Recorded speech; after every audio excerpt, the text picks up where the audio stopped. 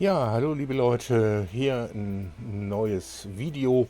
Hier soll es um was Grundsätzliches gehen für Linux, für allerdings schon für FreeCAD und für Blender, und zwar um Fonts.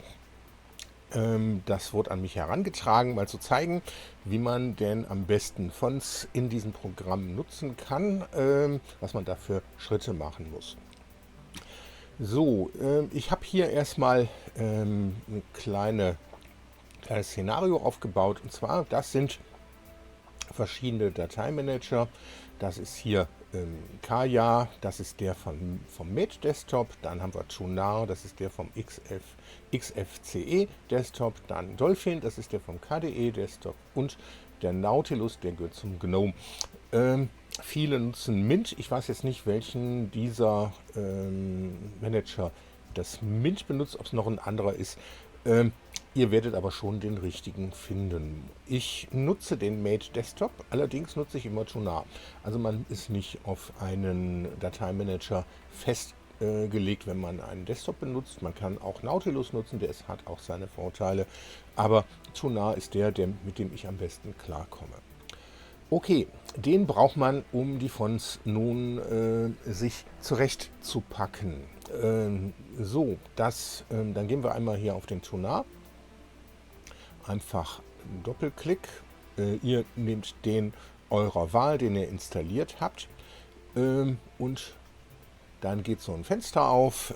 Ich stelle sowas immer hier um auf Listenansicht, dass er mir das so anzeigt in einer Liste alphabetisch sortiert und nicht als große Icons.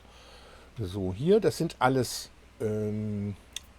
Favoriten von Verzeichnissen. Das sind bei mir eine ganze Menge. Normalerweise sind das nur hier oben so ein paar, aber die brauchen wir jetzt im Moment auch nicht. So, jetzt geht es darum, sollen Fonts aus dem Linux-System herausgenommen werden und so vorbereitet werden, dass man sie in FreeCAD und in Blender einfach und gut benutzen kann. So, was macht man dazu? Man wechselt erstmal in ein anderes Verzeichnis. Und zwar, das ist ein Verzeichnis, das liegt nicht in einem eigenen, hier in meinem Fall Tutorials, bei euch steht dann da Peter Müller oder was auch immer, sondern das ist ein Systemverzeichnis.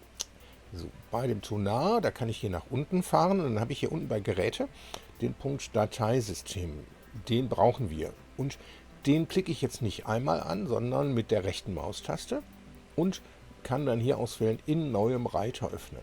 Dann habe ich jetzt hier das Dateisystem und hier habe ich immer noch meinen Tutorials.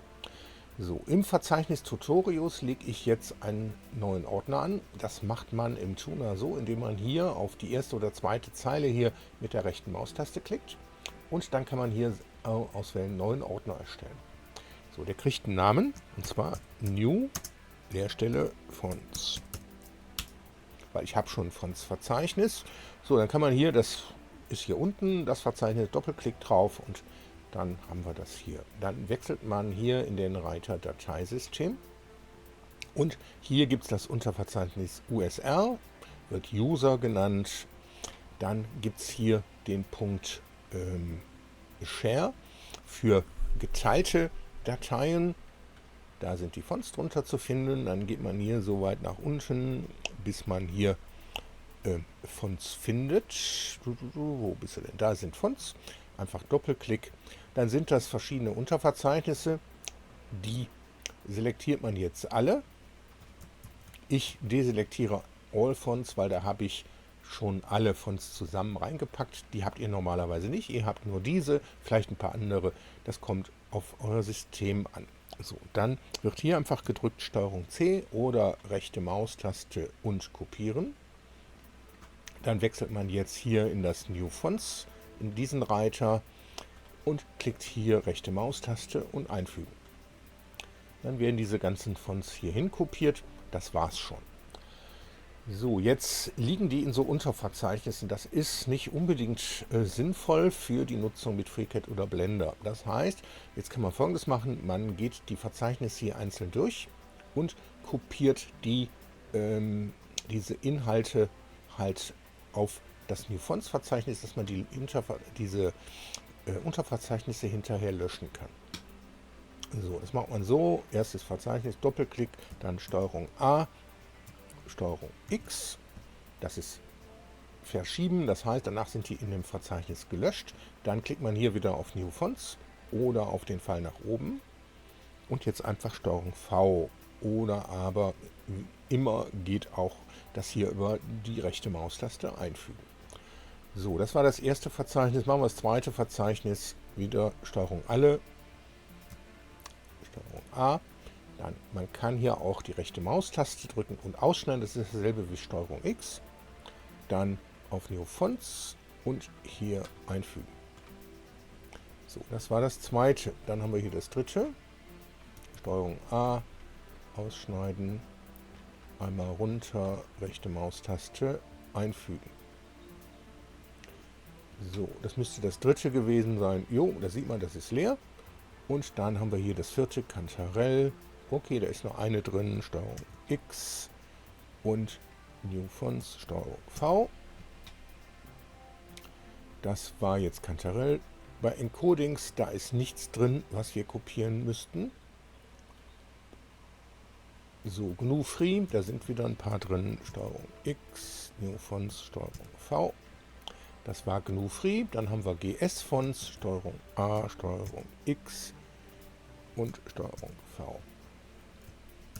So, ich habe mal gerade hier oben das angemacht, dann seht ihr auch, was ich drücke. So, das war jetzt das Verzeichnis GS-Fonts. So, dann haben wir hier Kanji Stroke Orders. Da ist noch eins einziges drin. STRG X, New Fonts, STRG V. Dann haben wir Liberation. Da sind auch wieder ein paar STRG X, New Fonts, STRG V. Und dann haben wir Matjax. Da ist auch nichts drin, was wir brauchen. Noto.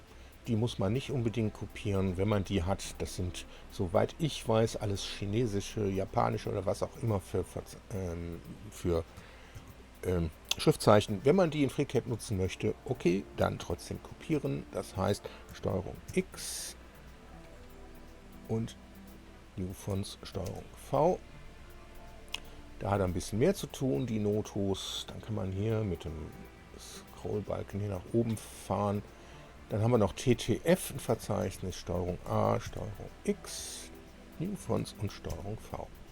So, die ganzen Unterverzeichnisse, die lösche ich jetzt raus.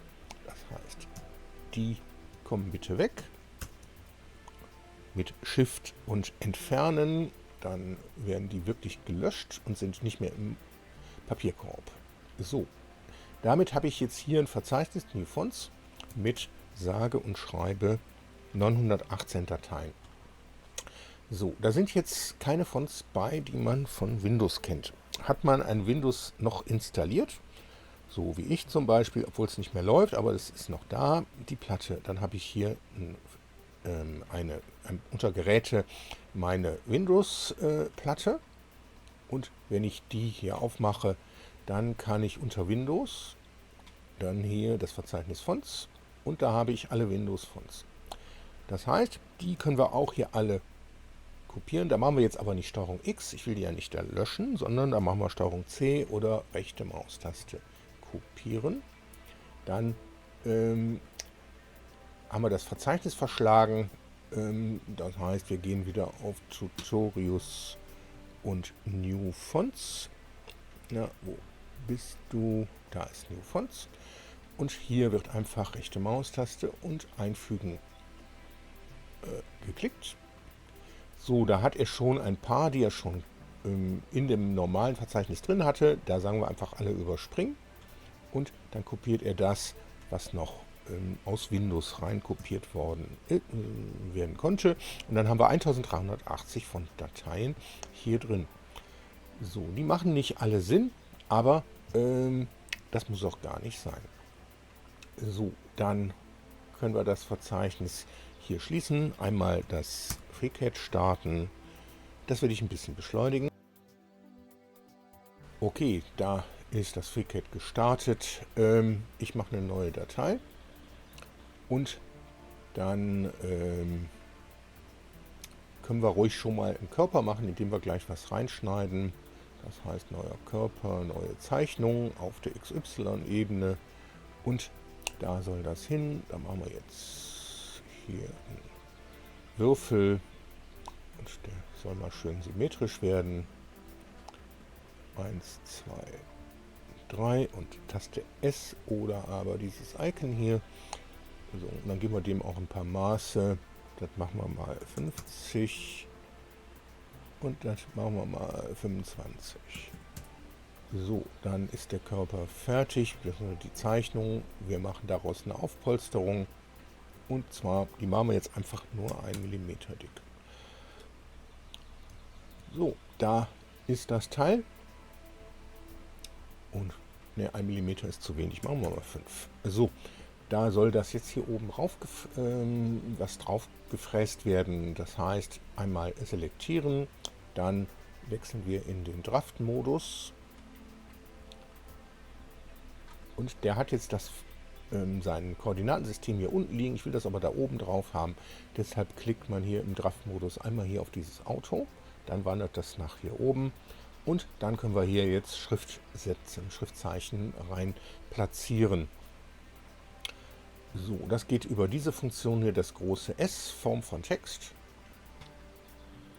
Da können wir erstmal positionieren. Wo soll der Text hin? Da zum Beispiel. So, die Zeichenkette, FreeCAD, Höhe 10 mm können wir erstmal bestehen lassen.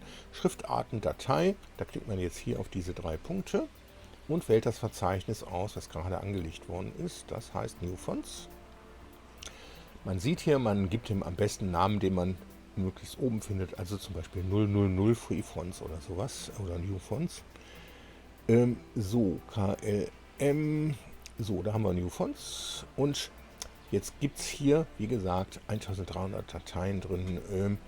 Die muss man jetzt nicht alle, ich glaube, der nimmt auch nicht alle, der nimmt, die OTFs nimmt er, glaube ich, nicht. Die TTFs nimmt er, doch, da nimmt er auch OTF. Okay, das sind wirklich 1300. Dann kann ich hier unten bei Dateiname einfach tippen, Areal. Das kenne ich ja von Windows. Und dann habe ich hier Areal TTF. Das ist die Standard-Arealschrift ohne Bold oder was auch immer. So, die wird einfach ausgewählt, dann öffnen und dann haben wir die Schrift hier, einmal OK drücken und dann sieht man, die ist falsch rum. Okay, und auch zu lang, also zu groß. Also gehen wir her, selektiert, wir drehen die einmal um diesen Punkt hier und zwar da geben wir 0 ein als Basiswinkel und als Drehwinkel 90. So, dann ist das gedreht. Dann können wir hier Shapestring doppelklicken und können hier jetzt noch die Schriftgröße ändern auf zum Beispiel 8 mm. So passt das. Gut, jetzt soll das da reingefräst werden. Das machen wir nicht im Part Design Modus, nicht im Draft Modus, sondern in der Part Workbench. Und da empfehle ich, das so zu machen. Hier haben wir das Extrudieren und das kann man in 2 Richtungen machen. Also nach unten 1 mm und nach oben auch 1 mm. Dann steht das ein bisschen über und dann kann ich das für Schrift, die aufgesetzt wird und für Schrift, die reingefräst wird, kann ich das hinterher nutzen. So, dann können wir einfach Anwenden klicken. Und schon ist das fertig und schließen. Wir hätten auch direkt OK klicken können. Okay, dann habe ich hier meinen Körper und hier den Extrude. Daraus mache ich jetzt 3D-Objekte.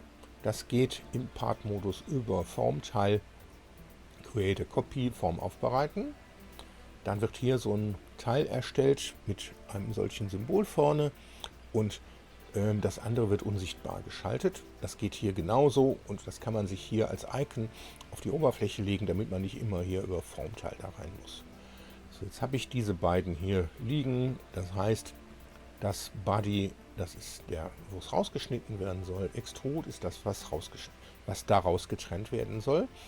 Also selektieren den, danach den mit Steuerung, Taste zusammen und dann einfach diese Funktion im Part-Modus wählen, ausschneiden. Und da ist das ausgeschnitten.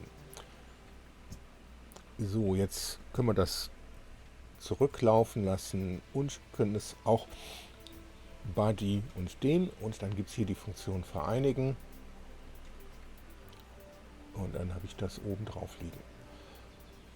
Gut, das zum Thema Schriften, Fonts in Linux, wie man die in FreeCAD gut reinholen kann. In Blender funktioniert das genauso. Das heißt, ich starte mal gerade Blender, das geht deutlich schneller und lösche mal das raus.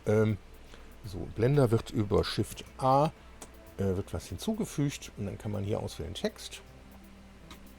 Man kann den Text hier direkt editieren. Der nimmt einen Standardfont, der immer in Blender vorhanden ist. Und dann kann ich jetzt hier wenn ich hier hinwechsle, das geht automatisch, wenn ich den Text editiere hier.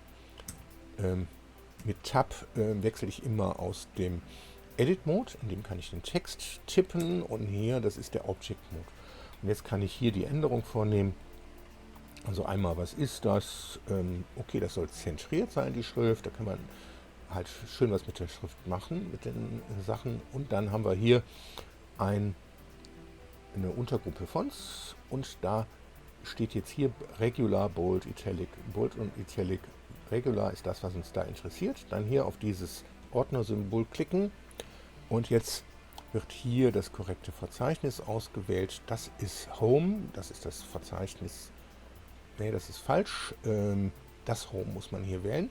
Das ist mein Tutorials-Verzeichnis und dann einmal hier runtergehen, bis man die New Fonts findet. So, da sind die New Fonts und da habe ich jetzt auch die ganzen Fonts. Ich glaube, ich kann hier auch Areal. Ne, das geht hier nicht so einfach. Da muss ich wirklich auswählen. Ich habe zwar eine Vorschau, wie die aussehen, aber ich kann nicht einfach so Areal auswählen. Dann haben wir hier Areal Black, Bold, Italic und hier Regular. Das ist die wir vorhin auch bei FreeCAD benutzt haben. Einfach Doppelklick und dann ist das jetzt Areal Regular und dann kann ich das hier auch extrudieren. Das kann man entweder mit den normalen Blender-Bearbeitungsfunktionen machen. Man kann es aber auch direkt im Font machen. Und zwar unter Geometrie. Dann haben wir hier Extrude 0.1. Dann ist das halt extrudiert. Und dann hat man hier noch nette Sachen. Und zwar bei Bevel. Da kann ich sagen, dass die Schrift hier so abgerundet werden soll. Müssen wir das Bevel auch richtig auswählen. Die Tiefe des Bevels, da machen wir jetzt 0.01 zum Beispiel. Und dann sieht man, dass das hier so wirklich abgerundet ist. Man kann hier die Resolution, Auflösung, da kann man angeben, wie fein die Schritte dort aussehen sollen. 10 zum Beispiel. Und immer noch ist der Text editierbar. Das heißt, ich bin ja hier in Blender 3D und erst wenn ich aus diesem Objekt hier ein anderes erzeuge, können wir mal gerade schauen.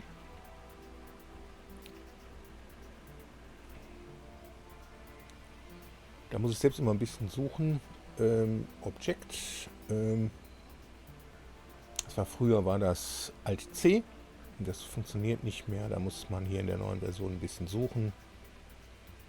Dann kann ich das halt in ein Standardobjekt überführen.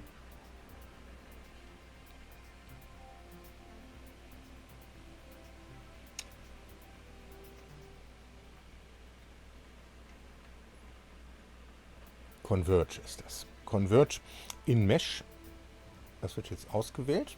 Jetzt ist das kein editierbarer Text mehr, aber ich habe jetzt einzelne 3D-Objekte und da können wir hier auch sehen mit den 10, wie das hier so ganz fein gerundet wird und da kann man jetzt in Blender weiterarbeiten. Gut, das soll es zu diesem Video gewesen sein. Wenn euch solche Videos wie das hier interessieren, lasst doch gern ein Abonnement da, einen Klick auf die Glocke. Ihr werdet halt über neue Videos informiert. Und einen Daumen nach oben, dann kriegt ihr solche Videos, nicht nur von mir, halt vorgeschlagen. Damit danke fürs Zuschauen und bis zum nächsten Mal. Tschüss!